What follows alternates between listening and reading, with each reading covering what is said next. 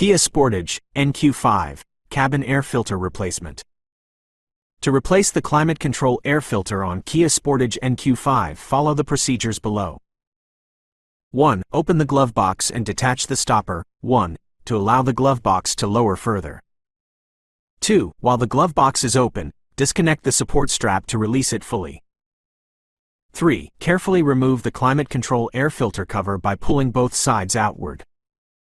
4. Take out the old climate control air filter and replace it with a new one, ensuring it is positioned correctly. Reassemble the components in reverse order.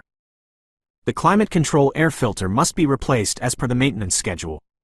In cases where the vehicle is driven in heavily air-polluted urban areas or on dusty, rough roads for extended periods, the filter should be inspected more frequently and replaced sooner. When replacing the climate control air filter, follow the steps described above carefully to avoid causing damage to other components. I hope this information is helpful. Please let me know if you have any other questions.